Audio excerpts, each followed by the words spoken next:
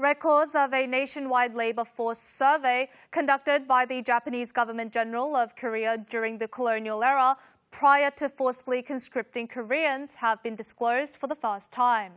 The documents serve as crucial evidence in proving that Japan thoroughly planned forced recruitment of Koreans. In 1941, right before the Pacific War broke out, Japan launched a survey to conscript Koreans to fight in the war. These documents were drafted at the time by the Japanese Government General of Korea and sent to each provincial governor. They say that the purpose of the survey is to compile statistics on labor resources in rural areas in line with the wartime labor mobilization policy. This means that Japan prepared thoroughly for conscripting Koreans by force ahead of its war with the Allied forces. 이미 벌써 일제의 노무동원 계획을 수행하기 위해서 조선 총독부가 노동력 조사를 했다라는 걸 보여주는 기록입니다. The report listed 1,160,000 people as available workforce in Korea. Only 22% of them, or some 260,000, left their homes in search of jobs. Less than 9%, or 20,000, were women. However, Japan planned to conscript more than 710,000 laborers, and in reality, the number of forced laborers reached 2 million. This shows that Japan planned forced conscription of Koreans in advance.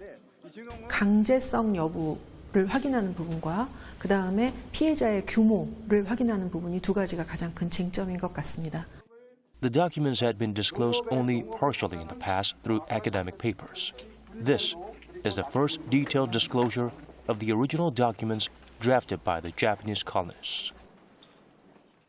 The remains of a Korean soldier who was killed during the Korean War have been returned to his family 10 years after discovery. Authorities could not identify the remains at the time with available technologies, but advances in genetic testing methods made over the past decade made it possible to find the son of the soldier who died 68 years ago.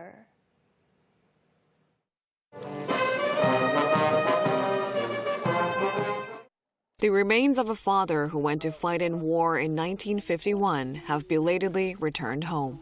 DNA를 비교한 결과 부자관계로 확인되어 신원 확인 통지서를 전해드립니다.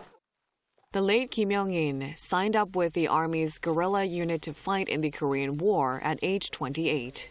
He was killed in action, but his body could not be found.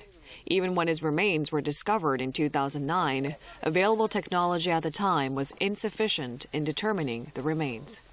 But now, the late soldier's remains have been identified. 힘들었던 과거가 싫었는지 사라진 것 같습니다. 4 brothers had to suffer through long years with their widowed mother.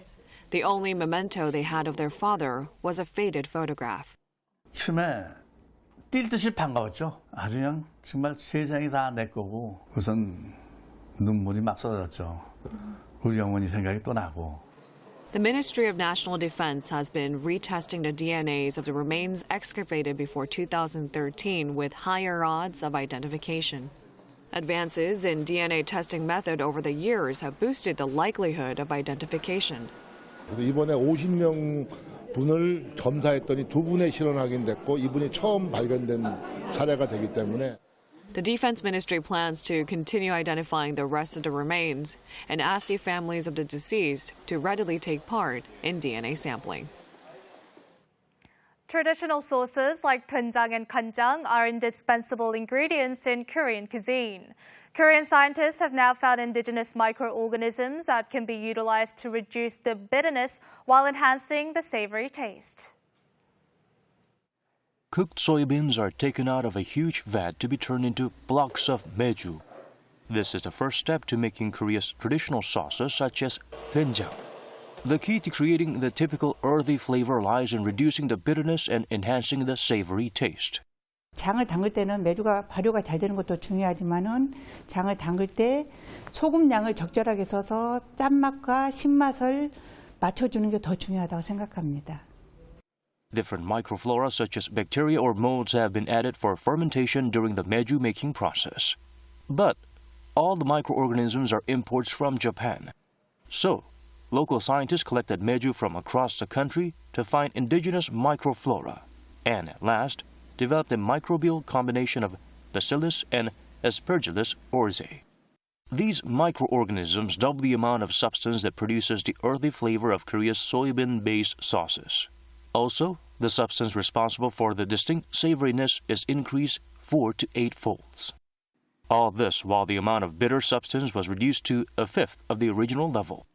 Plus, this microbial mixture helped drastically shorten the meju fermentation time to a week, when the traditional method would require 2 to 3 months. 복합 종균을 쓰게 되면 제조 기간이 일주일 이내로 단축이 되면서 맛을 생성하는 아미노산들이 많아져서 맛 개선에 도움을 줍니다. The Rural Development Administration plans to patent the indigenous microorganism mixture and utilize a technique to develop new products.